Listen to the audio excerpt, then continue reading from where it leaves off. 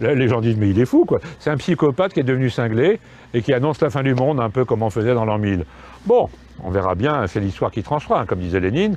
Mais non, ça va être du très très concret. C'est déjà du concret. Avec ma fille, nous avons acheté cette maison, voilà, une treizaine d'années, parce que nous avons anticipé le fait qu'un effondrement général, systémique et global du monde puisse avoir lieu, disons, vers les années 2025-2030, hein, je ne suis pas à 5 ans près. En tout, ça fait 7 hectares.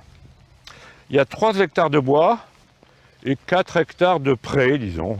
C'est important d'avoir de l'eau vraiment toujours disponible si jamais l'eau courante, disons, distribuée par la ville, ne l'était plus. Il faut bouillir. Hein.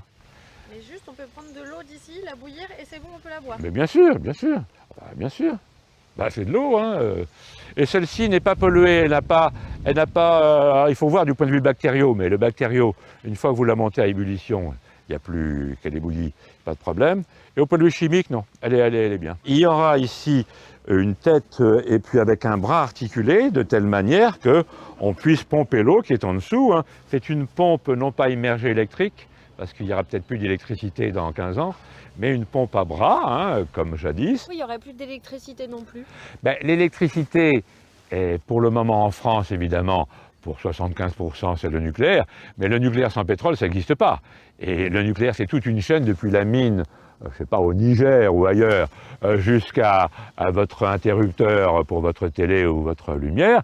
Tout ça évidemment, c'est fait avec des camions. Hein. Toutes les initiatives là, qui existent aujourd'hui de voitures plus écolo... Quelle voiture écolo? Quelle voiture écolo? Quelle voiture écolo? Dites-moi ce que c'est une voiture écolo, dites-moi. La Tesla, par exemple. Mais vous rigolez, mais il faut l'électricité, c'est ultra technologique.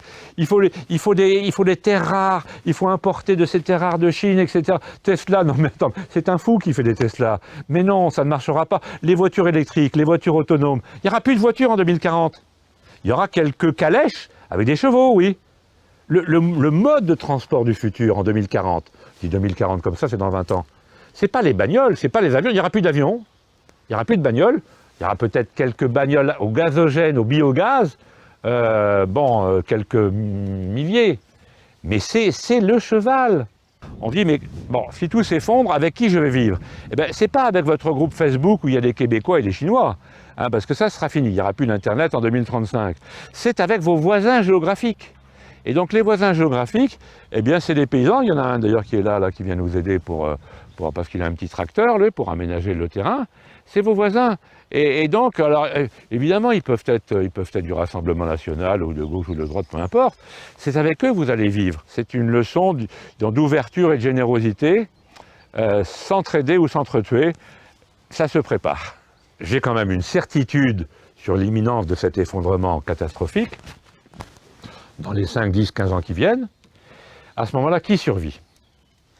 Il est probable que par les grands moyens, dans la mesure où les services de base ne sont plus assurés, hein, services de base, la sécurité, l'alimentation, l'eau, l'électricité, les télécoms. Vous voyez encore récemment que aussi bien l'INED, l'Institut national d'études démographiques, que l'ONU, qui a une division des populations, dit oui, vers 2050, on sera peut-être proche de 10 milliards. Non, on ne sera jamais 10 milliards.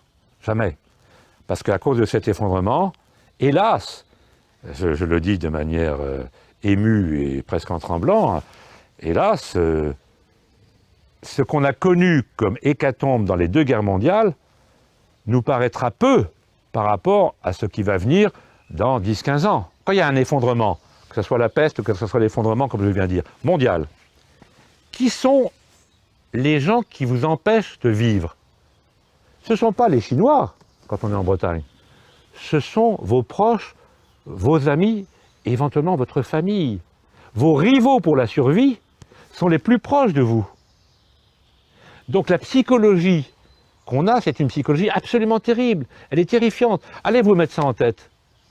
En disant, qui est-ce qui va mourir le premier? Moi ou mon mari ou ma fille ou mes voisins? C'est absolument terrible, madame. Hein. J'ai du mal à en parler. Alors on va aller voir, si vous voulez, la forêt profonde. Par où on va passer? On peut passer par là. Allez hop. Alors là, vous voyez, c'est plutôt la forêt de conifères, et puis là, c'est la forêt un peu plus mélangée. Ce tas de bois, c'est du Douglas, ça a été coupé voilà quelques semaines. On va le laisser là pour l'instant, on n'a pas eu le temps de le transporter près de la maison, on n'est pas habitué à penser à ça. Notre cerveau, à la fois individuellement, c'est très difficile, et collectivement, vous voyez M. Macron expliquer ce que je dis en disant « Bon ben les gars, maintenant on va passer dans la décroissance, et donc à partir de maintenant, vous aurez la meilleure politique qu'il faudrait faire pour essayer de minimiser et de réduire les effets létals de cet effondrement, ça serait de faire une politique mondiale de rationnement. Vous avez chacun, à égalité, parce que c'est l'égalité, chacun vous avez le droit à, disons, 40 litres de pétrole par mois, vous avez le droit à 2 bouteilles d'huile, vous avez le droit à 5 kilos de semoule et 2 kilos de sucre. Ah bon? C'est pas le marché qui... Ah non, il n'y a plus de marché, c'est fini.